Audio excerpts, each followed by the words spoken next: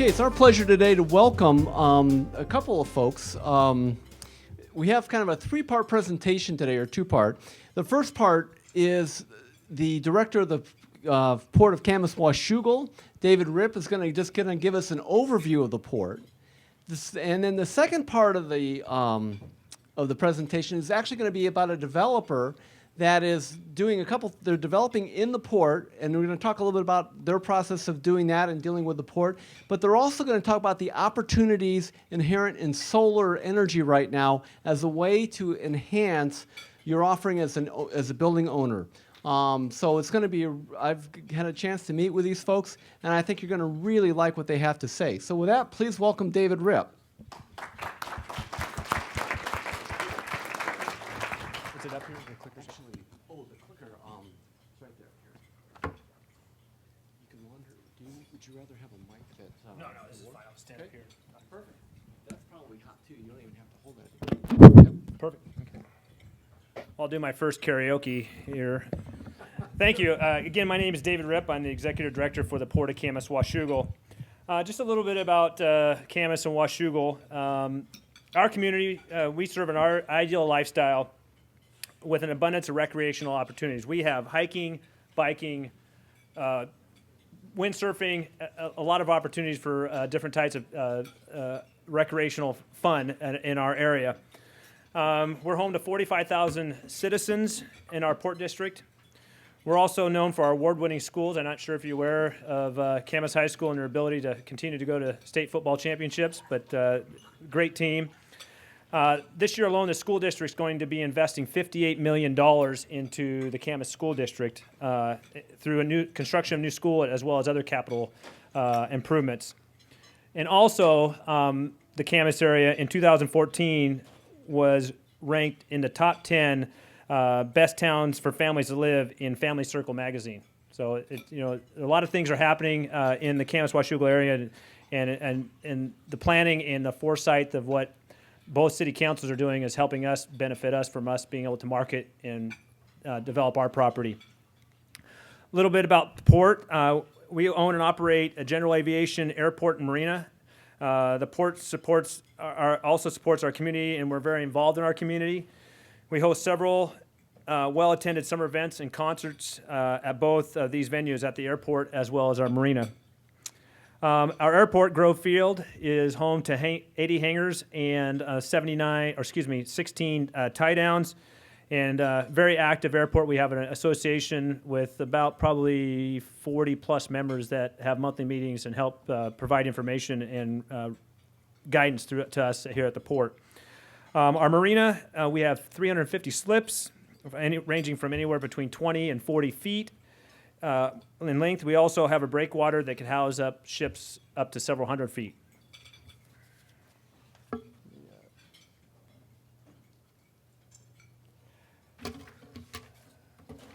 Besides both those assets, the port is also currently working on some industrial and commercial development. Our waterfront development, which I'll talk about a little bit further on in the presentation, and as well as our Steigerwald Commerce Center industrial development, and I'll be talking about that as well. But just a little bit more information on the port. In regards to our revenues, you can see we have a diverse revenue set coming in through our business units, being the airport, the marina, industrial park. Our main revenue source coming in directly from the development side of the industrial park. One of the things that we do, being a governmental entity, we have a taxing ability, and we collect roughly about 49% of our revenues, 50% of our revenues come from taxes. But the nice thing I like to brag about is 100% of those taxes that we collect from our taxpayers, me being one of them because I live in Camas, 100% of that is invested back in the port. It doesn't go to cover any of our general administrative fees, costs, my salary, anything. Our operating revenues developed from our operating businesses cover those expenses. So operating expenses are covered by our operating revenues. So it's one thing I like to brag about when I'm out talking about the port is 100% of those tax dollars are invested right back into other opportunities to create jobs as well as recreational opportunities. As you can see, our expense side in comparison is about the same. Most of our expense side is into maintaining and operating our industrial park. One of the things we've been very beneficial, we benefited from is our planning and development of our industrial area. We've maintained 100% occupancy in roughly 272,000 square feet of building space for the last 3 years. The last building that's under construction right now is a 25,000 square foot building, and before we even broke ground, we had 3 businesses sign up for leases. So, I mean, I can't build quick enough. I think Max can kind of attest to it. Max Alt from the Columbia River Economic Development Council. Him and his partner, Denise McCarty, is always on my back to build more building space so we can get more businesses in the Camas Washougal area. As I talked about earlier, our airport, we had a devastating fire in 2014 and took out roughly 10 hangars and we lost 8 airplanes. Fortunately, no injuries, personal injuries there, but we have a reconstruction of those hangars now, as well as a new FBO building that will be starting roughly probably in the next 30 to 45 days. As I mentioned, we are working on some waterfront development. Our waterfront property is located along State Route Highway 14, just minutes away from Interstate 205. Roughly about a half a mile waterfront, which is located right along the Columbia River. We have the site's roughly about 40 acres of highway commercial. This photo here is showing the development of our waterfront park and trail. The park's roughly about 3 acres and about 0.8 of a mile of trail along the waterfront, which we're calling that phase 1. Phase 2, the city of Washougal will continue that trail, and it'll tie into.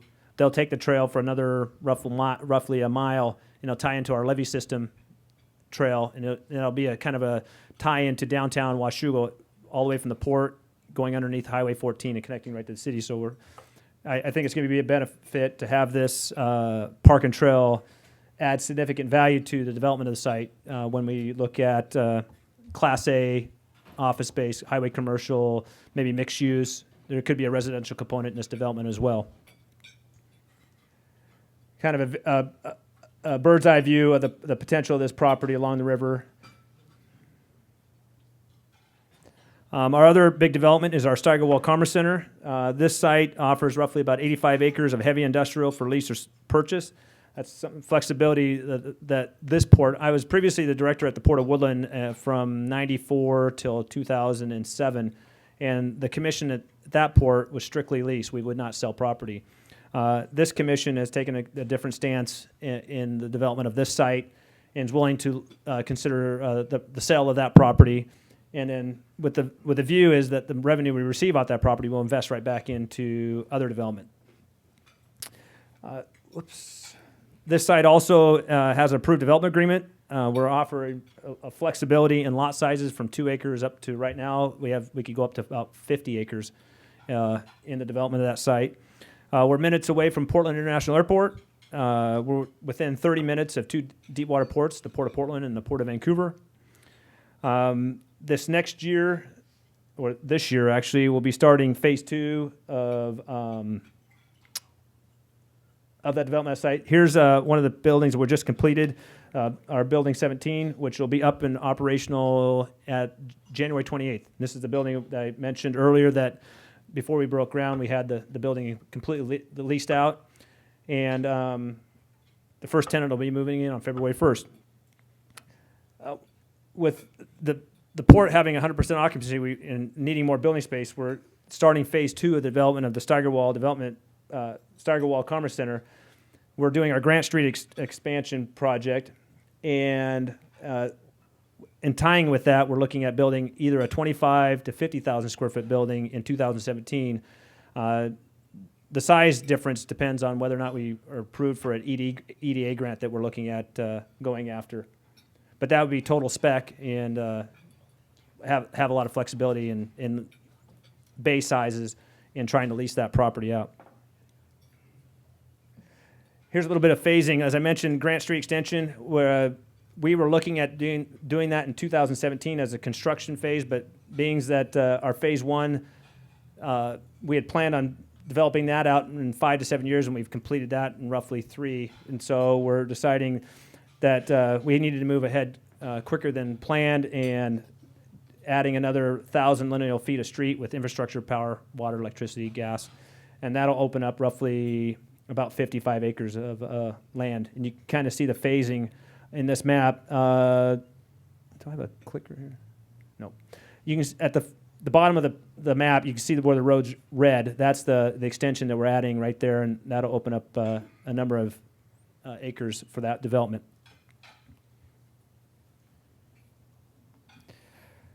Just to sum up, both the properties I had mentioned, our waterfront development and our industrial development, we have development agreements already approved through the city of Washougal. Again, on both those properties, we offer a lot of flexibility in either lease or purchase. And you'll be hearing from Eric and Bob here shortly, but the city of Washougal can offer fast-track permitting. It moves very quickly. They're great to work with. We also have different financing options as well. We fall within the high qualified census tract, and which will help you qualify for new market tax credits. And we have formed our own CDE. The port in both cities formed our own community development entity to go after new market tax credits. So we have some flexibility there to help you in that guidance. And we also, besides the Columbia River Economic Development Council, we formed our own association, more or less just to focus on the Camas and Washougal area. We're still partners, we still are members, and we support the CRDC 100%, and we actually work together in different types with each other in bringing different companies to our area. So the message I want to come across, and what I've showed you guys here today is, we are talking about having potential companies come to our area, but we're not looking at their investment. We're actually looking at what we've been investing in our properties. And to date, for 2015, we invested roughly $6 million in capital projects at the port. This year alone, we're roughly around $4.5 million. And so we're continuing to invest in our community, invest in our port, and with the betterment and trying to create family wage jobs. Thank you. And you want to do questions now? Well, is there a possibility we could get a copy of this and send it to our administrators so that we Yeah. can cap that as a resource? Definitely. I'll send you I'll get your card and send you that information. Thank you, appreciate it. Yes, sir. Why should Portland businesses move there? Because taxes being one, I don't have the numbers, but the business that we're dealing with in Portland and are coming here, we're not fishing, we're not going after Portland businesses, they're coming to us. And one of the things I hear complaints about is Multnomah County, and they're getting taxed out of their business. It's cheaper to do business over in our area. Plus, I think right now, property taxes are less expensive, land purchasing is less expensive, and I think there's a lot of more flexibility in working with the city of Washougal or the city of Camas in your development project.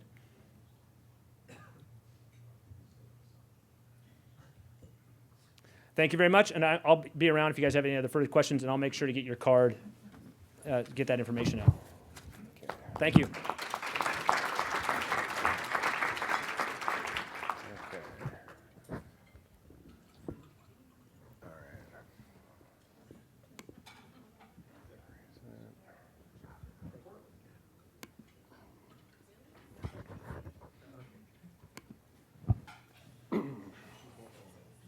Okay. I left the clicker up. Okay, great.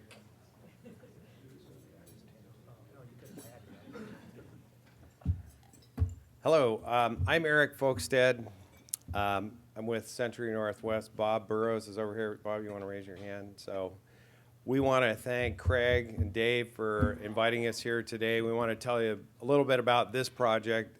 And you probably, talking about a building is probably not that exciting, but this one is a little different. And I think you'll be pleasantly surprised at some of the things that you learn about this particular project. And I want to thank David Ripp for coming out. The Port of Camas Washougal is fantastic. They are very, the best term I guess is access. You can actually go there and sit down and talk to the head guy, which is awesome. A lot of times, when you're working with these big quasi-municipal outfits, you're sitting in the lobby a long time, and oh, by the way, I can't see that guy today.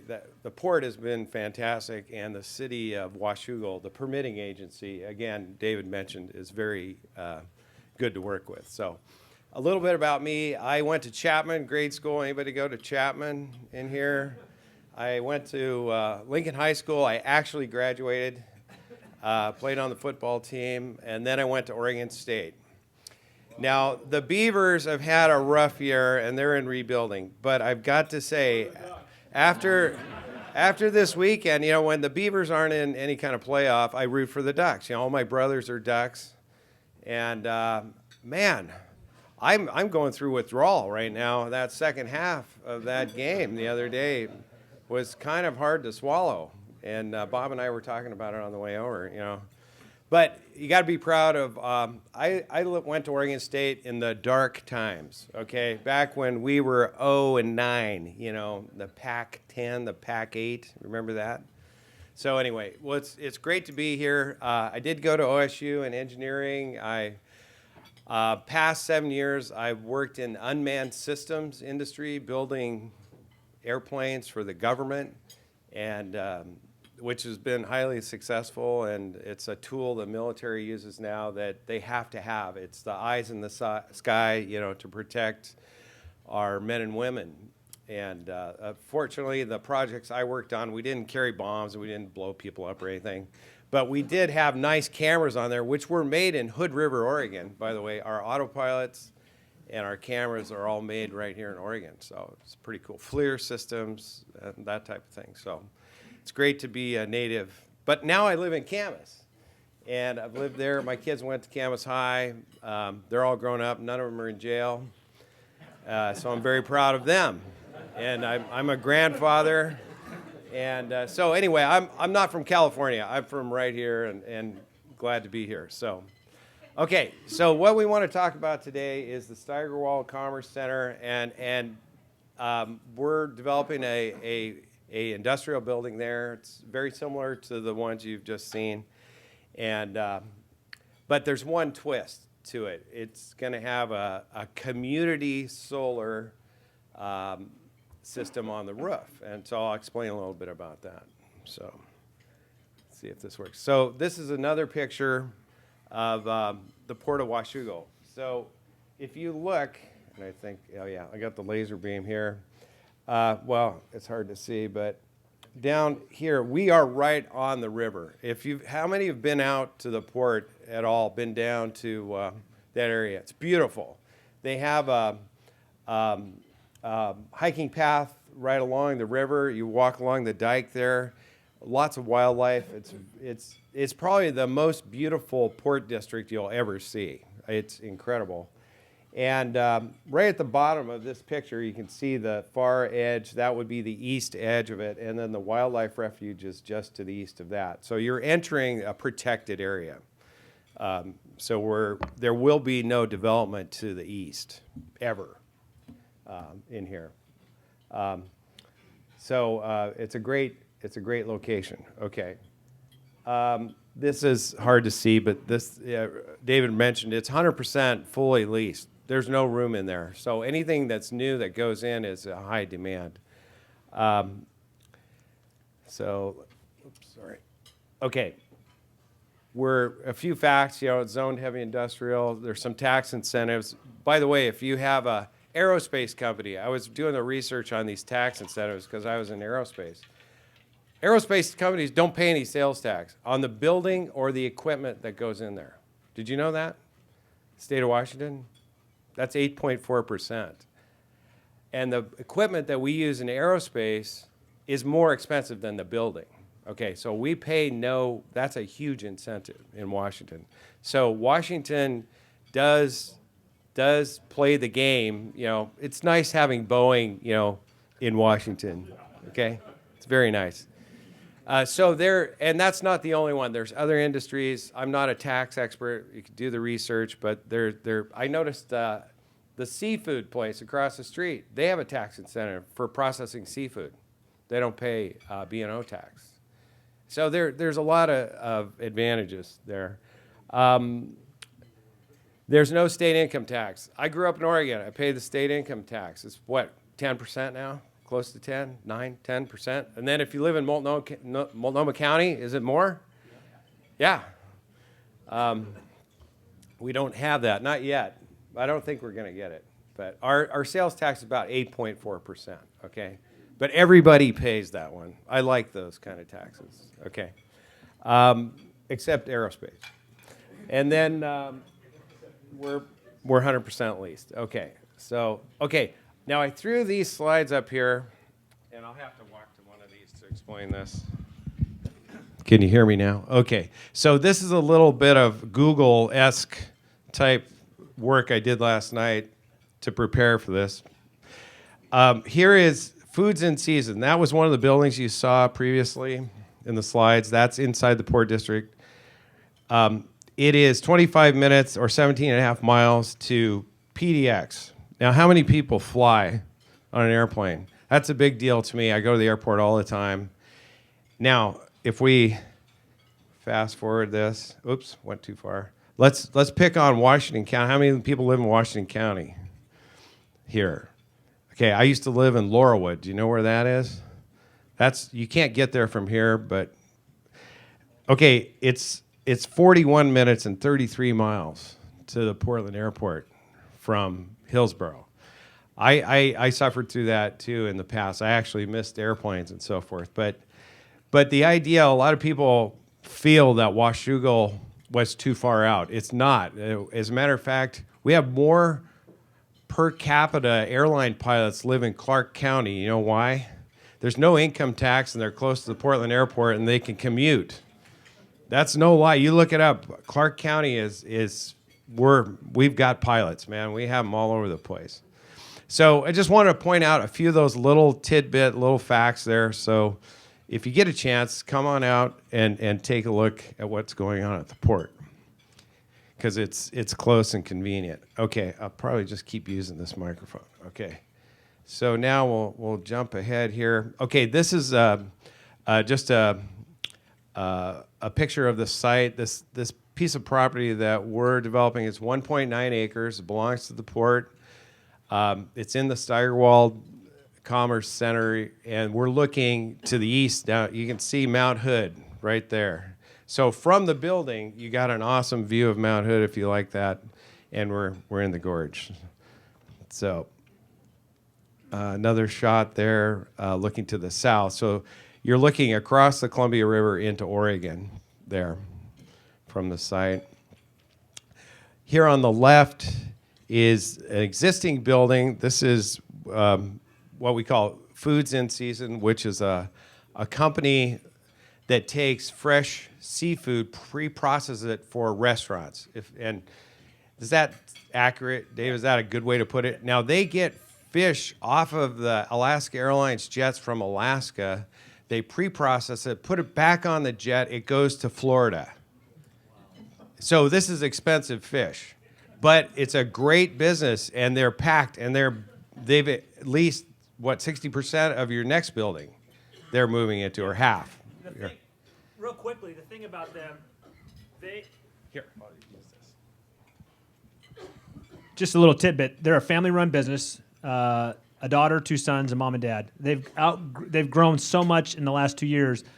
The mom, who was the controller, stepped down, and they hired the head controller from New Seasons, which is from a grocery store chain.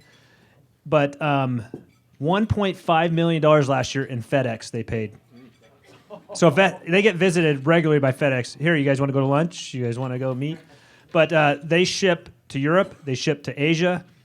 They were sending so much product to Vegas that they opened a warehouse there to hit all the restaurants there. I mean, it's a great success story. Started out in White Salmon, Washington, picking mushrooms, and that's still mushroom business is their biggest thing. About 2 months ago, Costco goes to them, hey, we want you to do morels. Can you package them in 1 little pound containers? John Anderson and Jared, the dad and the son, went out, found the machinery, packaging, had it in 2 weeks. 3 weeks they had product in Costco. And I remember hearing this, so I'm going through Costco, and I go, oh, here it is, FIS, Foods in Season. And it was amazing story. This company is just awesome. I can't say enough good things about it. Yeah, it is a great story. So you can see this building is a steel building, but it has architectural features that make it look much more attractive, similar to, and these are requirements in the Port District. You do have to meet a certain level of curb appeal for your building. But a steel building can be constructed fairly quickly and look very nice when it's done. So this is the building that Dave was just talking about that's opening at the end of this month. This is right across the street from our site. Very similar construction, steel frame construction. Okay, and then now we're at grade level on these buildings, so if you're going to put in a dock high area, they usually do a bay, dig down about 3 feet. And then the building is about 12 inches above grade, so you get enough height there for dock high. So plenty of room. Our lot is 1.9 acres. So let's see if we can get that. Okay, so we'll have 3-phase power. I'm an engineer, so I love technical stuff. 480 3-phase, 480 volt 3-phase is awesome, and here's why. Because 480 volt 3-phase, you can get 480 volts for your processing equipment. A lot of big machine shops that use CNC equipment, it's 48 volt 3-phase. You got to have that. But then we don't use that to run our computers and laptops and all that stuff. But off of this transformer, you can get 120 or 208. So it's all in one. It's great, and we have good power at the port. It's all underground, so there's no poles, which is nice. Okay, so the building that we're working on is 22,000 square feet. Could be a little more depending on how much mezzanine area we have in there. It's going to have community solar. There's a federal tax credit. I'm going to explain all that. We got the great business climate. We got power. It's inside the port. No state income tax. All that stuff. Okay. So this is a slide I took from Clark PUD. How many people live in Vancouver? Clark PUD is awesome. This community solar is a partnership between the community and the public utility district. Okay, so the PUD says, okay, we want more solar power. How are we going to do it? Well, I have a house, I have a meter, I could put a little solar panel on my house, maybe heat a pot of water or something, It's not a really big deal. But where they really make sense is where everybody pools their effort together and they put in a big solar array, which you wouldn't want to have on your house, right? I mean, you wouldn't want to drive down the street and there's solar panels all over the place. I mean, they're on the garage, they're on the house, they're in the front yard. That kind of ruins the whole ambiance, thing. So we would do it in a port area is favorable to doing a community solar project. So let me explain what that is. So it looks something like this. On the rooftop of a building, it lends itself. These panels are designed to go on a rooftop. Not a lot of additional engineering involved. It will support it. But you have a lot of square footage, and the panels are benign. They don't really, there's no moving parts here. And we have a lot of roof area on these solar or industrial buildings for solar. So it lends itself to going on top of a building. Building already has power to it. If I put a solar array out south of town, where 205 and I-5 come together, that big solar array there that the state put in, that is the highest cost power you'll ever find in the world, because they had to build a support structure. They had to lay power lines out there. They had to do all this stuff in addition to putting up the solar array. So the costs are way high. So you can cut the cost about in half if you put it on top of an existing building. Okay, so that's the secret sauce to this solar stuff. If you can keep your costs down, it actually works. So these panels are made in the state of Washington. So to get these incentives that we're going to tell you about, which when I tell you about this, you're not going to believe me. You will not believe the words that are coming out of my mouth, but they're true. Everything I'm going to tell you is true, but you're still not going to believe me. Okay? It's so good that it's nuts. But anyway, here we go. So it's right here. Okay, this is a 60 kilowatt solar array. Okay, so 60 kW. It's not Bonneville Dam, but it's a decent amount of power when the sun is shining. Okay, so there's a factor there. Okay, and they do work when it's cloudy. You just don't get 60 kilowatts. Okay. So we have these Washington State solar incentives. So the state of Washington, in their infinite wisdom, decided we've got to help the solar industry. We've got to help them get going. We want them to make these panels in the state of Washington. So there's one manufacturer. They're in Bellingham, and they're making solar panels like they're going out of style. And so they're made in the state of Washington. So they qualify for this incentive, okay?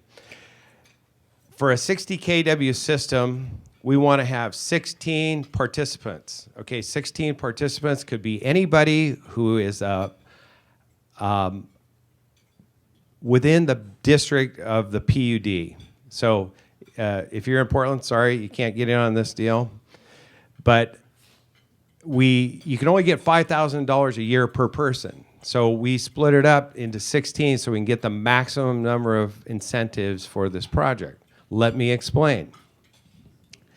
Each person to join the community solar projects puts in approximately $14,000, okay? The first year, you get a 30% federal tax credit right off the bat. It's a credit. It's not a reduction in income. It's a credit. So that's $4,200. Who's quick with math? Subtract that from $14,000. You're at about $9,800 investment, okay? So let's just call it $10,000 for the, okay? So you're into this $10,000. Everybody kind of see the math there? You get $5,000 a year from the state of Washington for 4 years. Okay, I told you wouldn't believe me. Okay, so if that's the maximum you can get. So you design the solar array to produce that many credits for each participant. So that's not the whole package, that's each person, okay?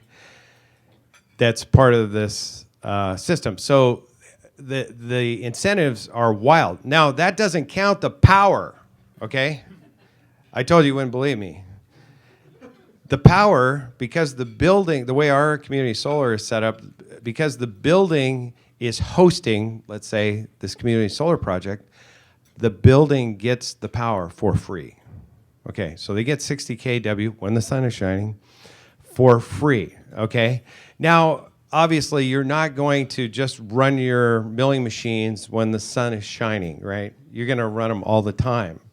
So we have what we call net metering, okay? So we are hooked to the grid. We are hooked to the PUD. We're a paying customer. So at night, we're pulling power off of the grid and using it. In the daytime, we're producing power, and we net that out. So we have 2 meters on this system. And I think I have a slide to explain that. Okay, here we go. This runs till 2020, 4 years. That's kind of the same thing I just talked about. Let's get to, okay, what is net metering? Okay, so we have 2 meters. One is right on the solar system. So all it does is measure how much solar power came out of the solar cells. That's what the incentives are based on, okay? So at the end of it, they come out and read the meter once a year. It's June 30th. They read the meter. They say, okay, you've produced this much, and by the way, we're paying you $1.08 per kilowatt hour. They do all the math and everything. That's $5,000 each for 16 people, okay? They do that every June until June 2020. So it's pretty amazing. It's pretty neat. The other meter is what goes to the building. So if there was no one in the building, the meter would run backwards, okay? And if the meter runs backwards, the PUD pays you for the excess power that you didn't use in your building. Example, let's say we're closed on the Sunday or Sunday afternoon, the sun's shining, right? And it's cranking out all the 60 kW all day, but there's nobody in the building. That goes in and gets credited off the net meter. So, but that would be the owner of the building or the person who's paying the power bill. That's a better way to put it. Who's getting the bill every month for that meter actually realizes all that power. So it's very unique. It's very exciting. Now, this is authorized through 2020 by the state legislature. They have not reauthorized it past that. So there's 4 years. So at the end of 4 years, everybody's done.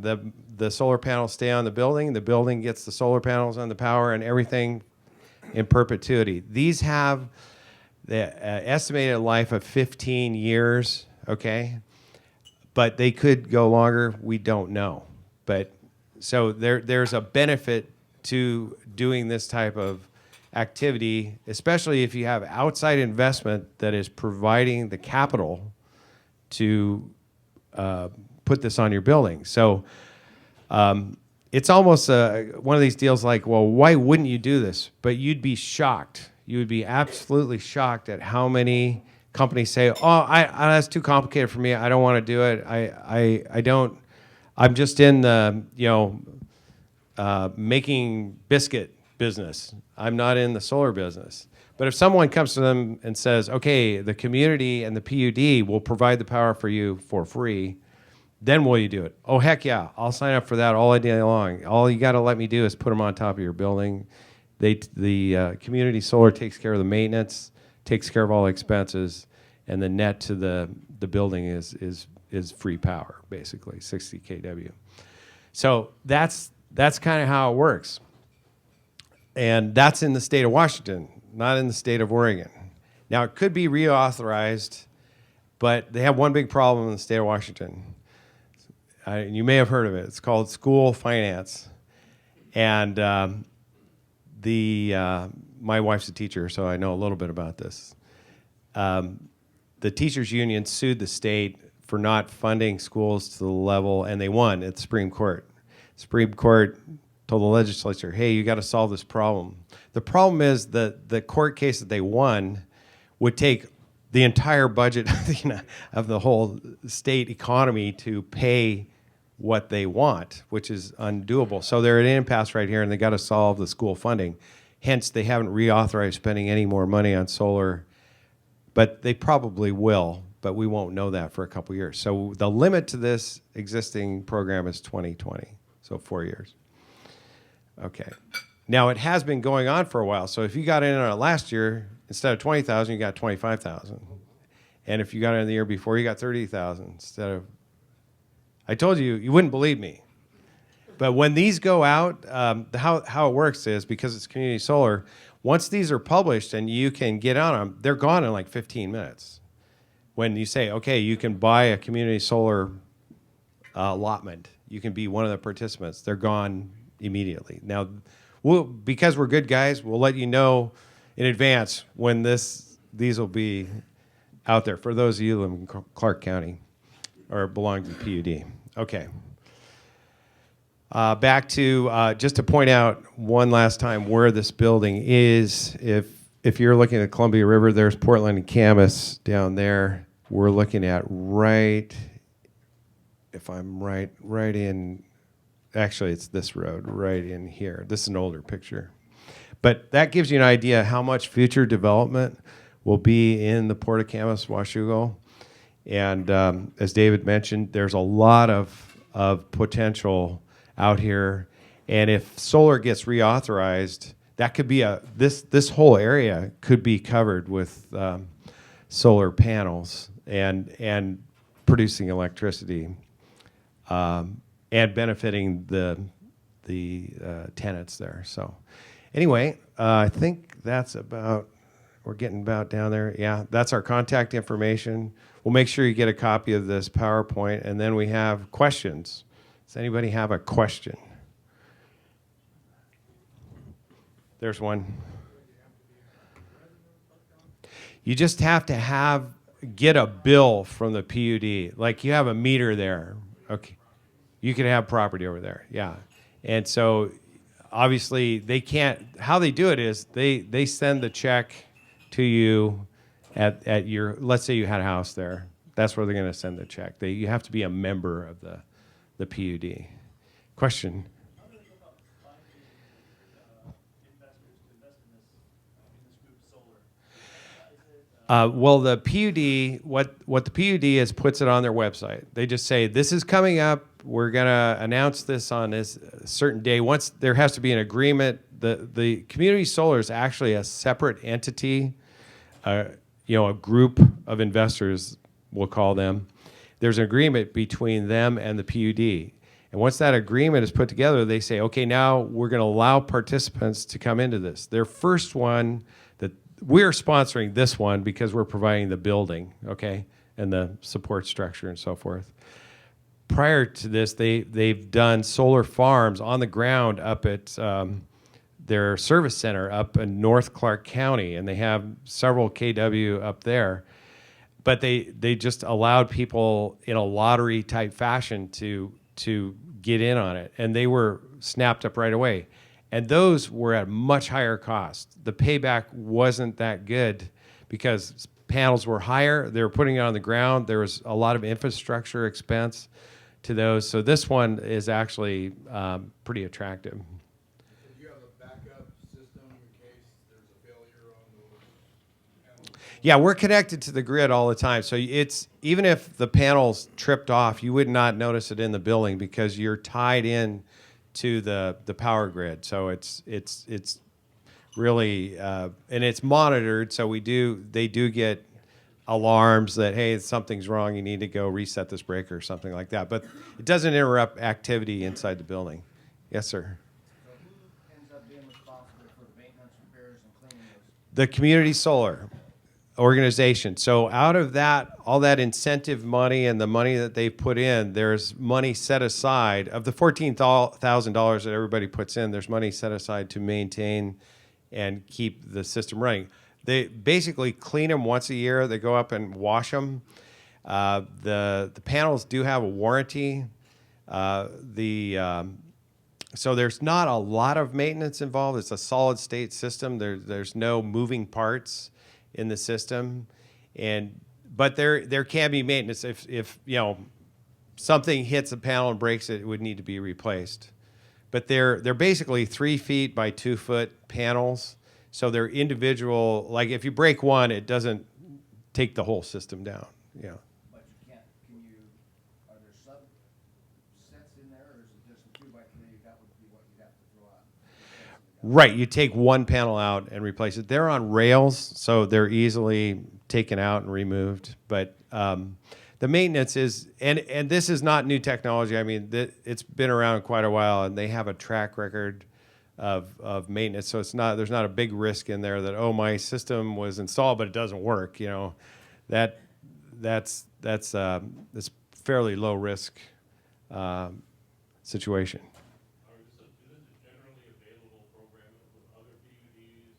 Yeah, okay, good question. So each PUD is the way the program is designed, they have a certain percentage of their total load of electricity that they can have for community solar. So Seattle has already subscribed all their community solar that they can have. Okay, it's all, because they couldn't have 100% solar, they don't have that much money, to be paying these people $5,000 a year each, So, but Clark County, we were able to get the last segment of community solar that they have remaining. So after this project goes in, they can't do anymore. This is the last one.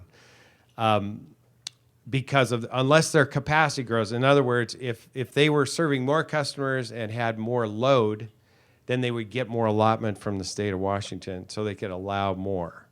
So this, between now and 2020, it looks like this is about it for Clark County, this particular project. But it's been quite successful, and they will reauthorize it if they can find the money.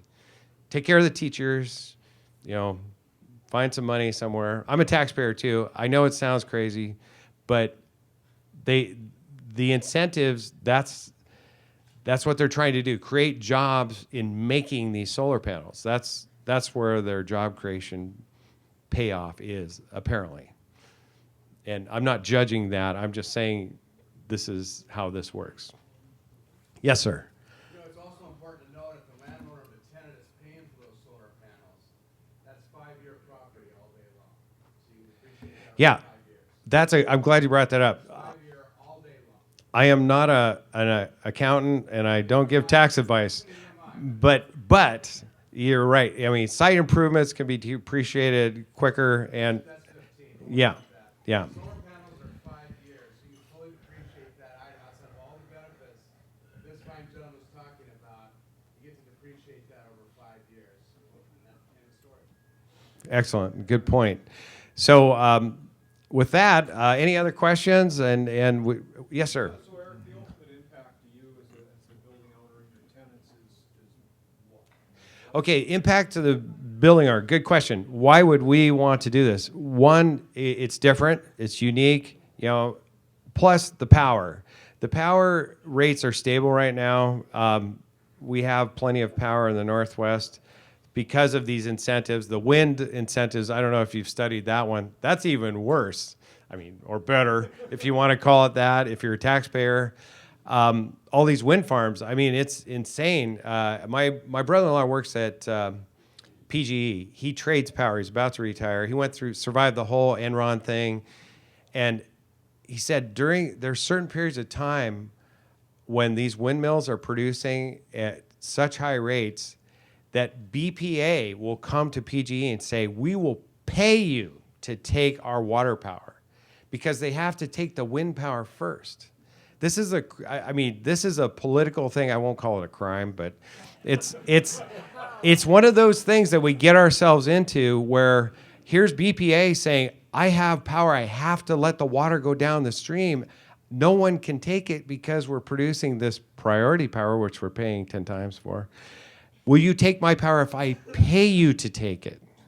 And that's tempting if you're PGE, because they're not reducing our rates. But the point is, we get to keep that solar array on our building. In the end, the building owner receives the benefits of it after the 4-year period and can continue to use it if they like, sell the power back to the PUD if they like, or use all the power. It's basically a hedge, on what's going to happen with power and incentives. Now, to give you an idea about the math on this, if you have a 25,000 square foot building, okay, and let's say you had a flat roof, okay, we can do the math. It's 25,000 square feet of roof, right? Okay, how much of the roof we're using on this building? 5,000 square feet to generate 60 kW. So we can put more on there if they reauthorize in the future. So infrastructure-wise, we want to plan for that so that we could take advantage of that later, because you can have more than one community solar project.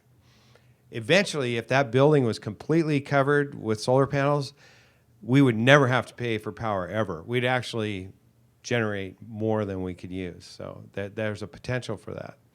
So I know it doesn't make economic sense to the average person, but with the incentives, and that's what they're there for, it makes huge sense. And so we just want to make you aware of that, and it's a little bit different. The building, we expect to have this building completed by the fall of this year. I know that's fast, but we're in the middle of permits and so forth right now, and we think with the environment we have in Washougal and Camas that we can get it done. The weather window out there last year was a great year for building because of the weather. We think we can get it up and running this fall. So we're pretty excited. And if you need more information or you'd like to talk to us about it, we'd love to talk. And this would be the first of, we'd like to do more buildings, of course, in that land that's available out there. So is that it, I think, or we're good? Thank you very much. Thank you, Eric. So just I'm going to take 1 second. This presentation came about because Eric came into my office and he was talking about bringing investors into the project, and I'm sitting there listening to the project, listening to the solar components, listening to the building, hearing about the Port District and what's going on, and I thought, you know what, we got to get this in as a presentation. I think it's different. It was a region that we hadn't heard much about. I want to thank you very much for coming in. But if you've got an idea for a great presentation, please get it to me or one of the other people on my presentation committee, because we want to give you guys great presentations this year. He's going to kick my tail if we don't. So I want to make sure we're giving you stuff that really it feeds into what's going to help you get your job done. And I'm looking forward to a great 2016. And thank you guys for coming in and presenting today. Thank you. Thank you, Eric.